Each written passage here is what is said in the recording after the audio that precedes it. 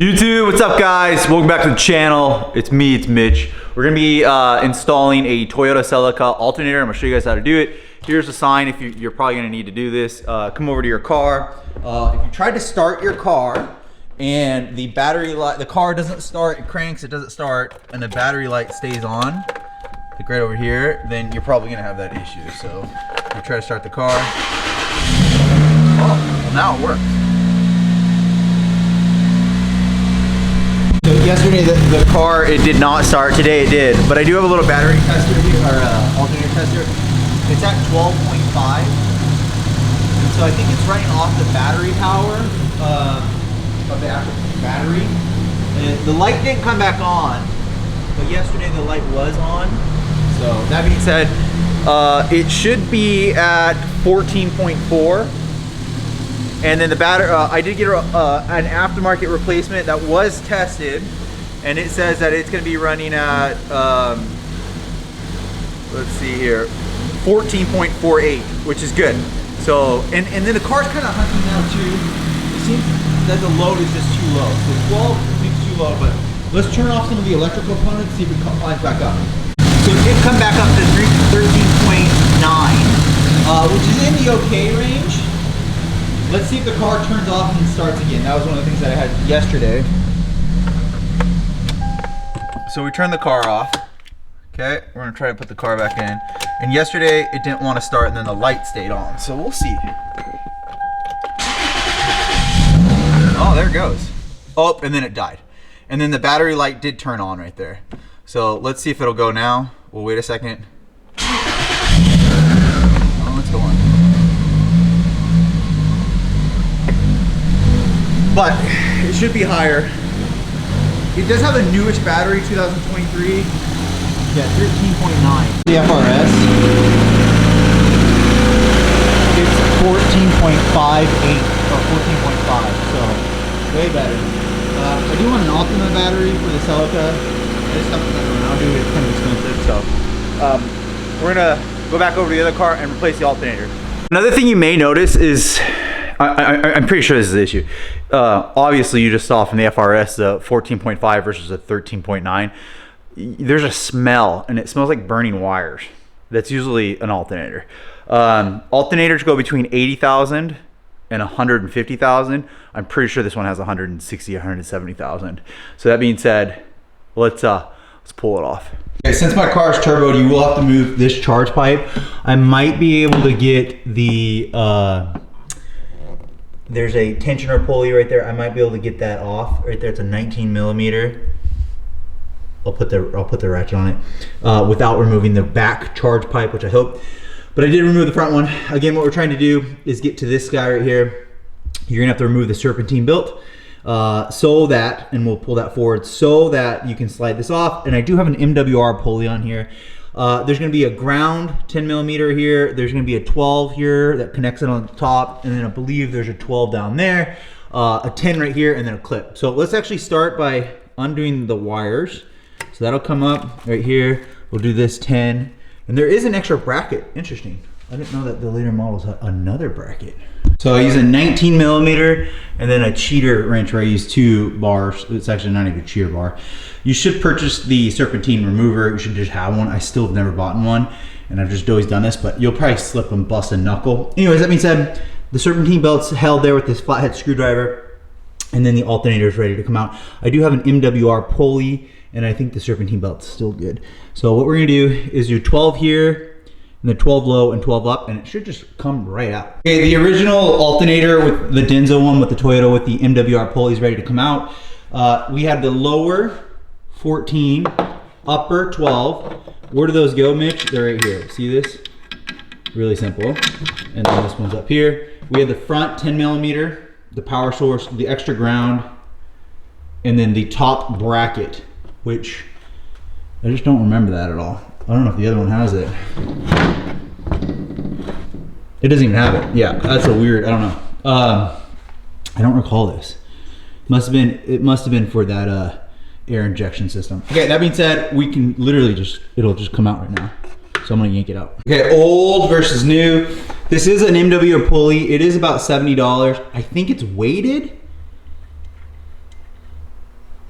This one feels heavy. This feels nice. I think that this is just grime and not like it's actually burnt or anything, but that being said, I think this is gonna be a 19 millimeter. I'm gonna try to buzz it off and put it onto that one. So it was a 22, not a 19. That came off. There you go. Oh, it might be lighter. It feels nice. That's crazy, it actually feels really good. I'm using my little electric impact from Redline Ricer. I love that dude. Okay, we're gonna come over to this one and do that. Yeah, I transferred the MWR lightweight. It is so much lighter.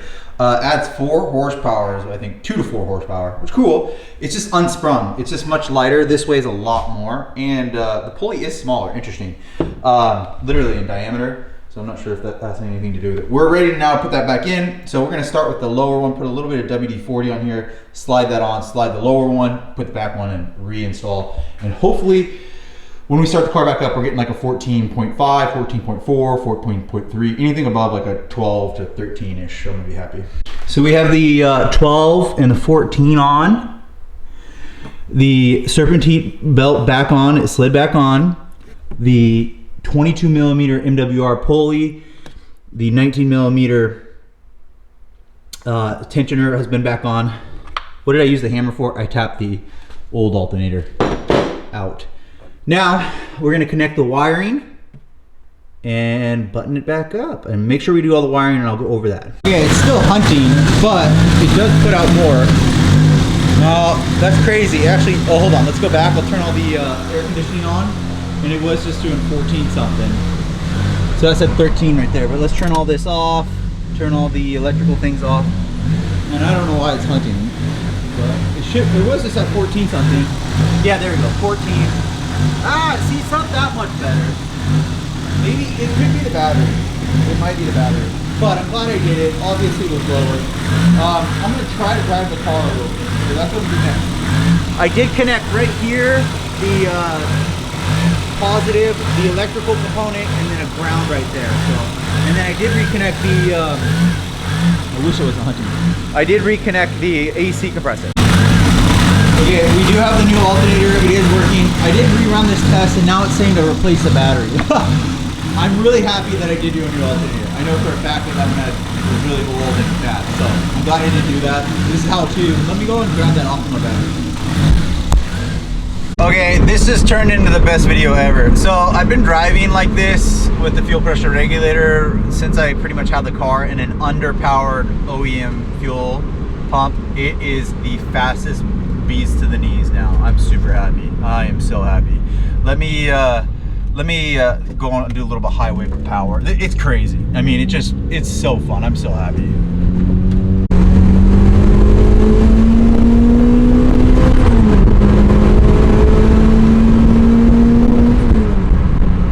Okay, this is the best the car has actually ever ran.